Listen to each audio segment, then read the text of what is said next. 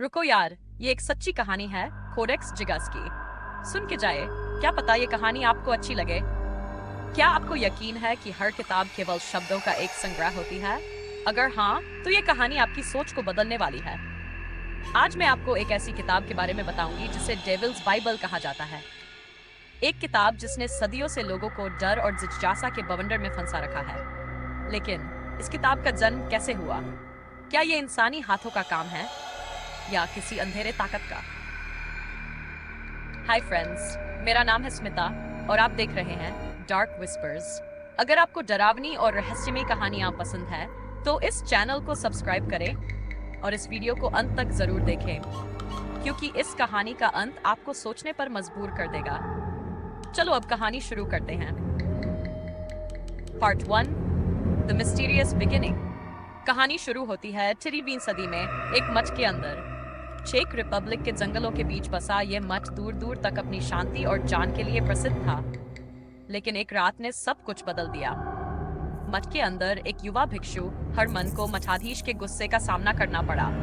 उसने एक गंभीर गलती की थी, इतनी गंभीर कि उसे मौत की सजा दी जानी थी। लेकिन मठाधीश ने उसे एक और मौका दिया।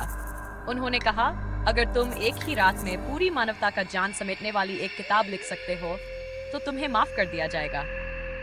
हरमन के पास कोई चारा नहीं था। उसने कागज और कलम उठाई और मठ के प्रार्थना कक्ष में बैठ गया। रात गहरी हो चुकी थी। मठ के बाकी लोग सो चुके थे, लेकिन हरमन जानता था कि यह काम नामुमकिन था। जैसे जैसे रात बढ़ी, कक्ष में अजीब चीजें होने लगीं। मोमबत्ती की लौ अपने आप बुझ जाती और फिर जल जाती। बाहर से अजीब सी आवाजें आती, जैसे कोई फुसफुसा रहा हो। लेकिन असली डर तब शुरू हुआ जब क्लिफहैंगर 1, उसने एक साया देखा। वह साया धीरे धीरे उसके पास आया और कहा, तुम्हें मदद चाहिए? हरमन डर के मारे कांप उठा। उसने पूछा, तुम कौन हो? और उस साये ने जवाब दिया, मैं वह हूं जो तुम्हारे सपनों को पूरा कर सकता है, लेकिन हर सपने की कीमत होती है। Part 2, the devil's deal, 6 minutes. Herman को समझ आ गया कि वह किसी सामान्य इंसान से बात नहीं कर रहा था।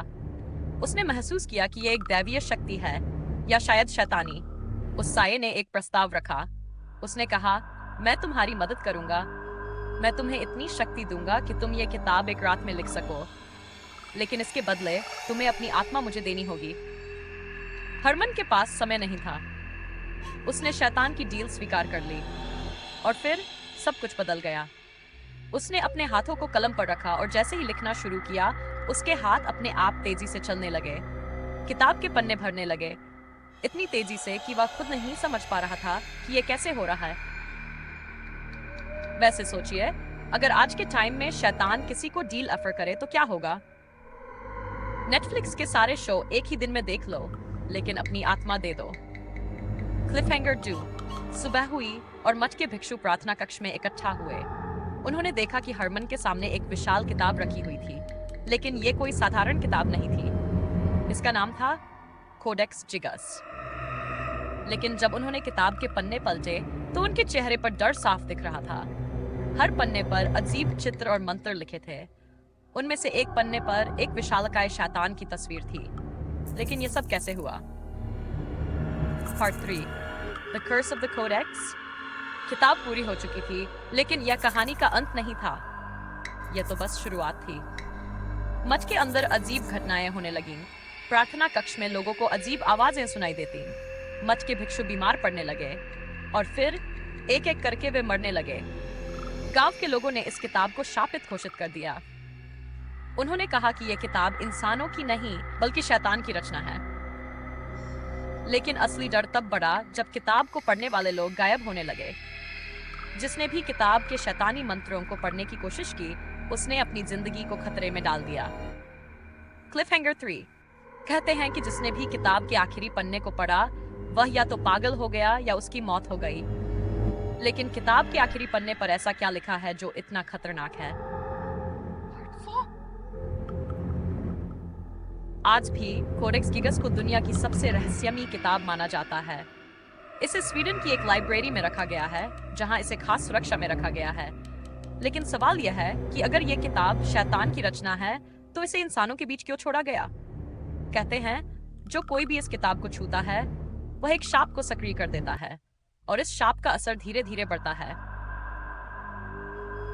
Final twist. लेकिन रुकिए, क्या होगा अगर ये किताब आपके पास आ जाए? क्या आप इसे पढ़ने की हिम्मत करेंगे? सोचिए, क्या होगा अगर आप इस किताब के आखिरी पन्ने को खोलें और शैतान के साथ वही डील करें जो हरमन ने की थी? दोस्तों, कोडेक्स गिगास की सच्चाई आज भी अनसुलझी है। यह कहानी आपको कैसी लगी? अपने विचार कमेंट में जरूर बताएं। अगर आपको यह कहानी पसंद आई हो तो डार्क विस्पर्स को सब्सक्राइब करें और इस वीडियो को लाइक और शेयर करना न भूलें। अगले हफ्ते मैं आपके लिए और भी डरावनी कहानियां लेकर आऊंगी। तब तक ध्यान रखें कि अंधेरे में मत देखिएगा, क्योंकि हर साया इंसान का नहीं होता।